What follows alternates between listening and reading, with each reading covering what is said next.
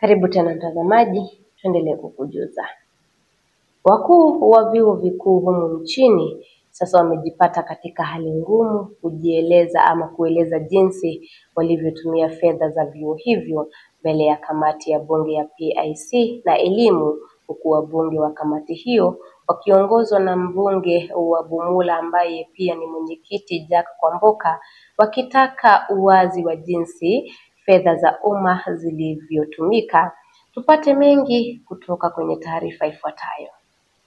Wakuu wa vyuo vikuu humu nchini wakiongozwa na wale wa chuo cha kilimo na sayansi JKUAT na chuo cha Kenyatta sasa wamejipata katika hali ngumu kueleza jinsi walivyotumia fedha za vyuo hivyo mbele ya kamati ya bunge ya PIC na elimu, huku wabunge wa kamati hiyo wakitaka uwazi wa jinsi fedha za umma zilivyotumika.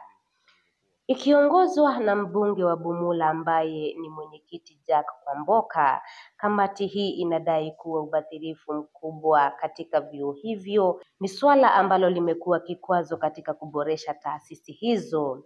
Katika chuo cha JKUAT, uongozi ulioko chini ya Profesa Victoria Wangui Ngumi ukishindwa kujibu maswali mengi kuhusu jinsi walivyokuwa wakitumia fedha za chuo hicho.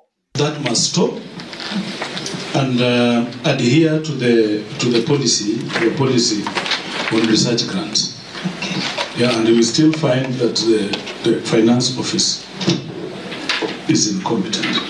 DS for Treasury and CS for Education to genuinely look not at just JKUAT but all the universities that are in the red, so that we are able to see how they can be Na kumezuka mgogoro mkali baina ya gavana wa kaunti ya Machakos Wavinya Ndeti na wawakilishi wadi katika kaunti hii baada ya baadhi yao kuanza mchakato wa kumuondoa mamlakani kwa madai ya kutokuwa na ushahidi wa kutosha kudhibitisha matumizi ya pesa kwenye kaunti hii, ikiwa ni pamoja na kuajiri wafanyakazi hewa na matumizi yasiyo ya kisheria katika miradi mbalimbali.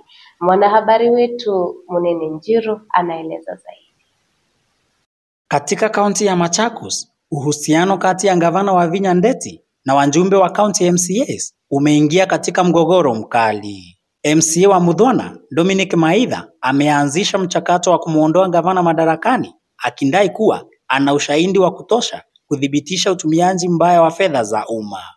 Na sisi tunaona kama ile anaendesha hapa Machakos ni sarakasi ya kusema anafanya kitu na kuna kitu anafanya.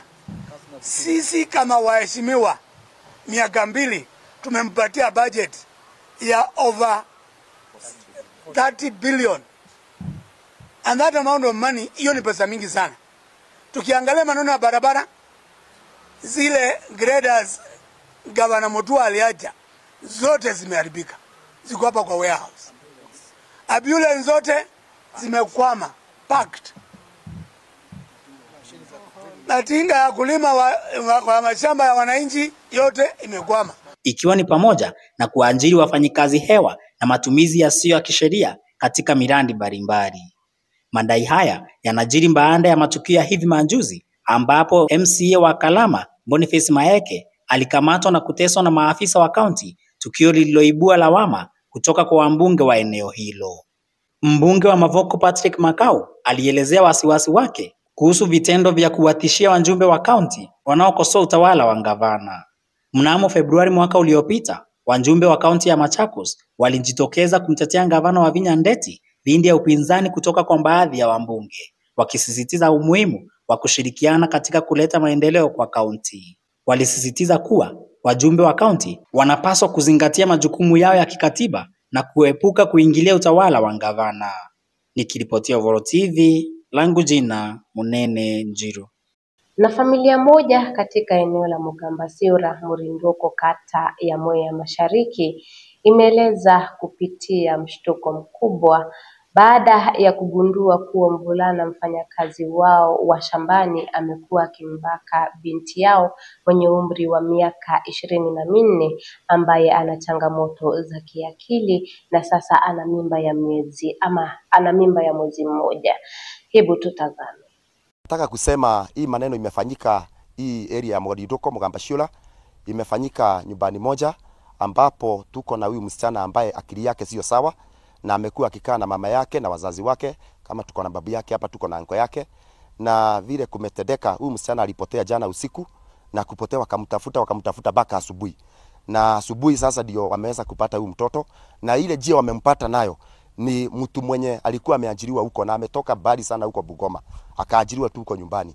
Na huyu mtu kulingana na vile huyu mtoto anaongea, sababu anaweza kujiongelesha kidogo na anasema vile kulienda, inaonekana sio mara ya kwanza amekuwa akilala na huyu msichana, amekuwa akimshika kwa nguvu. Na hii familia wakati imechukua hatua ya kupigia polisi simu wenye wako karibu, ile kitu amefanya ni kuambiwa leteni huyo mtu hapa polisi, na wakamleta hapa. Sasa tunashindwa, hii kitendo imefanyika hata ni vile hao wako na nguvu, mtu angekuwa ametoroka. Mtoto wangu alipotea saa 1 ya usiku. Nilimtafuta akakosa kabisa. Alafu asubuhi nilimpata. Alikuwa analipewa na mvulana mmoja anaitwa Frendi. Alipoamka alikuta nikimtafuta. Kufuatilia nikaenda kutafuta huyo msichana. Msichana nikamwambia nitamchapa aongee ukweli. Msichana akanipe ukweli yote. Akaniambia huyo mfanyikazi wangu alikuja akamwambia akampe maembe, akamdanganyiria na maembe. Akamwambia wateremuke hapo chini ampe maembe. Msichana na yeye juu hakuangi sawa kabisa. Akaenda akampeleka, akamwambia tufike pale alafu nirudi. Kijana akasukuma mtoto juu ilikuwa usiku, akaenda na yeye. Kulingana venye mtoto ananielezea. Sasa asubuhi kijana akakuja akaniambia amepata mtoto, tukamwendea. Kukuja kijana alikuwa anataka kutoroka. Alikuwa kwa nyumba, alikuwa anataka kutoroka. Akitoka akakatwa na mabati kichwa. Tukajaribu kungangana na yeye. Kijana karibu atushinde. Tukiwa na mzee tukamshika. Tulimshika tukapigia polisi. Polisi wakatuambia tujaribu venye tutaweza tumlete. Sisi tukangangana na mzee venye tuliweza. Tukamfunga na kamba tukamleta hapa kwa polisi. Sasa tunataka tusaidiwe. Ili kupunguza maafa kutokana na saratani, sasa wanawake wameombwa kujitokeza mapema kupimwa na kutambua hali yao kuhusu ugonjwa wa saratani. Mwanahabari wetu Nicholas Monene ametuandalia mengi kuhusu habari hii. Wanawake wameombwa kujitokeza mapema kupima na kutambua hali yao ya saratani ili kupunguza maafa ya kutokana na maradhi hayo. Hivi leo wakazi wa Kitengela walipata nafasi ya kupata matibabu na mafunzo bila malipo kama njia moja ya kupunguza ugonjwa huu kwenye jamii. Akizungumza katika hafla hiyo, Daktari Boniface Onsongo alidai kwamba wengi wanaoenda kwa matibabu ya saratani huenda wakiwa katika hatua za mwisho, jambo ambalo linafanya iwe vingumu kupata matibabu. Yetu kubwa hapa imekuwa ni breast and cervical cancer, ambazo tumepima wengi sana na tumeweza kuwapea mawaidha, na kuna wale tumeweza kufanyia ile tunaita linkage ili tuweze kufanya zile additional test.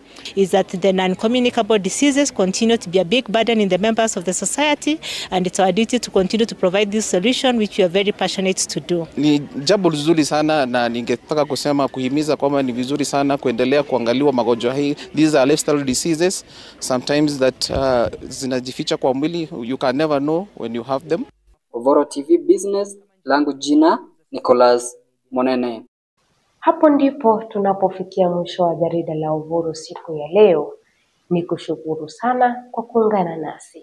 Endelea kuwasiliana nasi kupitia mitambo ya Pang 162 katika mitandao ya kijamii pia tupo. Na kutakia usiku mwanana mtazamaji, jina langu ni Nyaki Mbega. Alamsi.